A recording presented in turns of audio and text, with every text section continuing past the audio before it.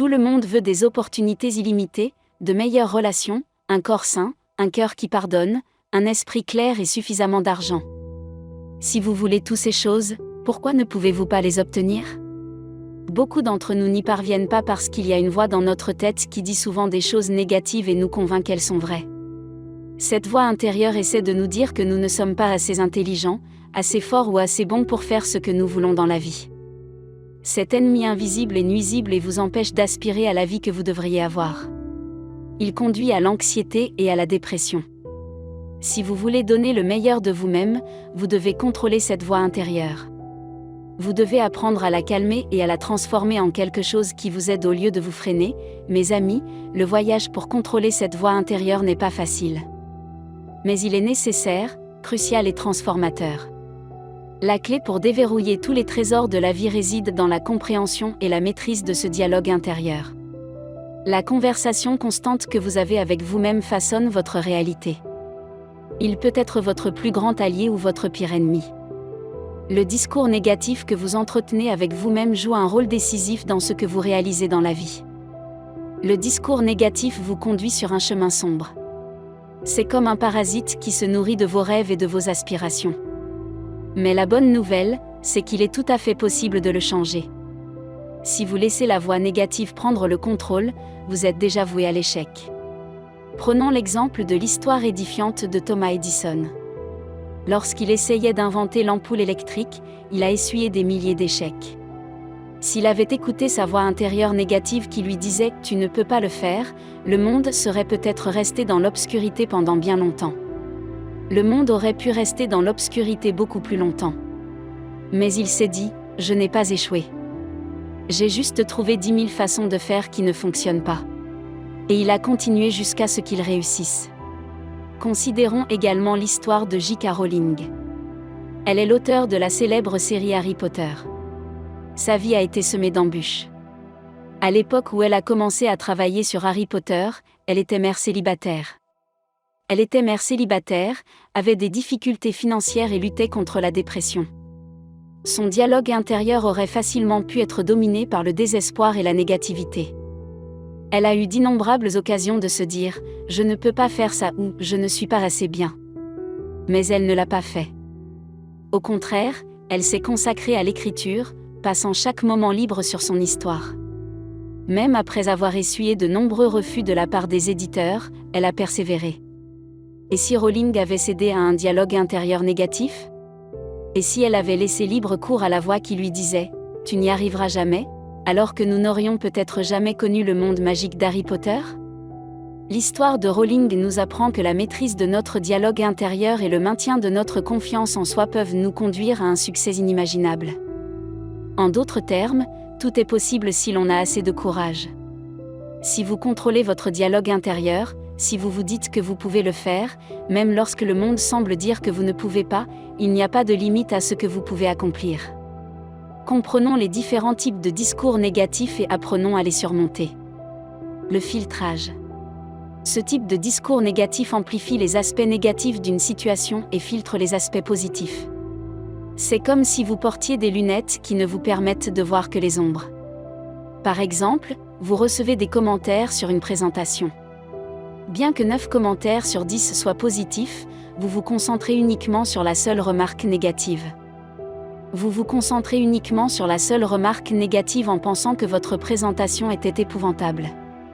Reconnaissez le bon côté de chaque situation, aussi petite soit-elle, et personnalisez-la. Lorsque quelque chose ne va pas, vous blâmez-vous automatiquement ?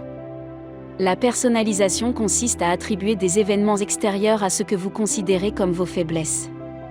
Par exemple, lorsqu'un projet de groupe au travail prend du retard, vous vous blâmez instantanément en pensant que c'est entièrement de votre faute.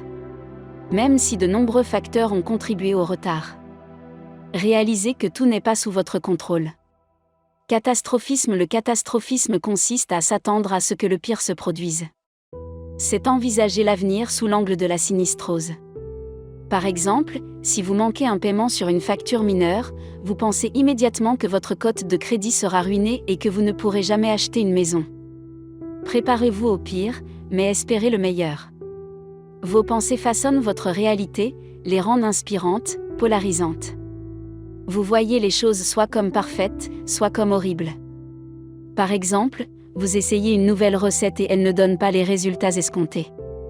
Vous en concluez que vous êtes nul en cuisine et que vous ne serez jamais capable de préparer un bon repas.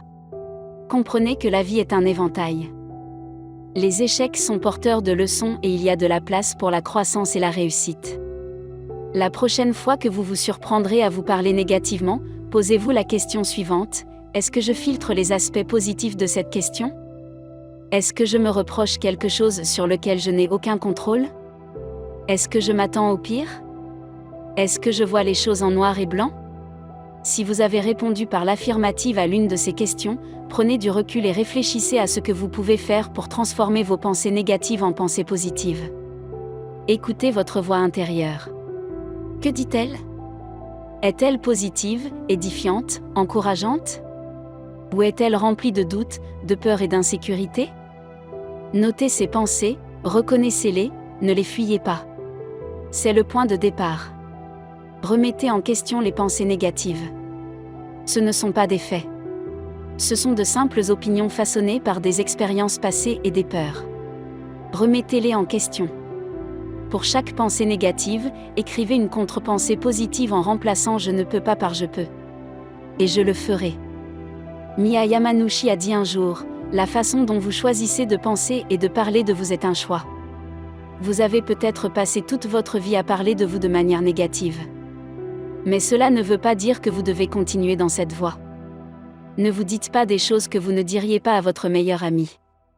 Nous nous disons souvent des choses méchantes qui ne sont ni justes ni vraies. Si vous n'obtenez pas de promotion, soyez gentil avec vous-même. Si tu oublies de prendre ta clé de voiture, sois gentil avec toi-même. Nous faisons tous des erreurs. Nous sommes tous imparfaits. Et nous avons tous de mauvaises journées. Mais cela ne fait pas de nous de mauvaises personnes. Si vos amis annulent un dîner, ne pensez pas que c'est parce que personne ne veut être avec vous. Ne prenez pas tout personnellement. Commencez à voir les choses du bon côté.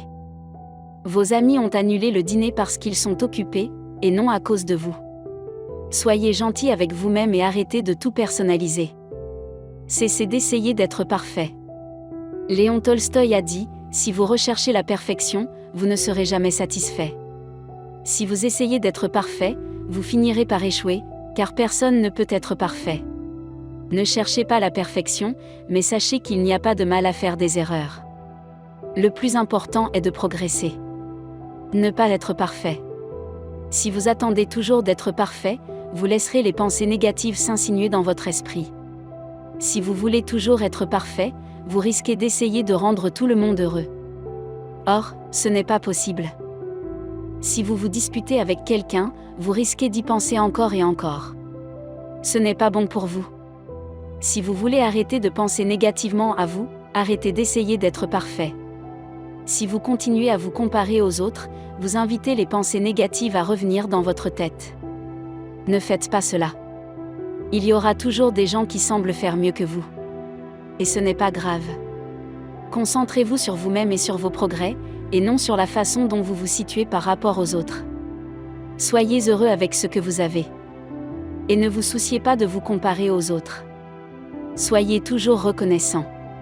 Si vous avez des pensées négatives, rappelez-vous toutes les choses que vous avez accomplies. Rappelez-vous toutes les choses dont vous êtes reconnaissant, comme votre famille, vos amis, votre maison, votre voiture, votre santé ou toute autre chose. Cela peut vous aider à vous sentir mieux et à penser plus positivement. Votre esprit est comme un jardin. Commencez à planter des pensées de positivité, de force, d'amour et de courage. Pratiquez la pleine conscience par la méditation ou de simples exercices de respiration. Soyez présent à l'instant présent et lâchez toutes les pensées négatives qui vous retiennent. Entourez-vous de personnes, de livres, de musique et d'expériences positives qui nourrissent votre âme et soutiennent votre nouvel état d'esprit. Contrôler votre dialogue intérieur négatif ne se fait pas du jour au lendemain. Il faut de la pratique et de la patience. Continuez à y travailler. Faites-en un rituel quotidien. Et lentement, vous verrez un changement. La prochaine fois que vous vous apercevrez que vous avez des pensées négatives, n'ignorez pas cette voix dans votre tête. N'ignorez pas cette voix dans votre tête. Répondez-lui plutôt avec gentillesse. Vous serez ainsi plus compréhensif et plus indulgent envers vous-même. J'espère que la leçon d'aujourd'hui vous a été utile. Si vous voulez soutenir ce que je fais, partagez ce message avec vos proches. Et dites-moi ce que vous en pensez. Que l'amour divin soit toujours avec vous.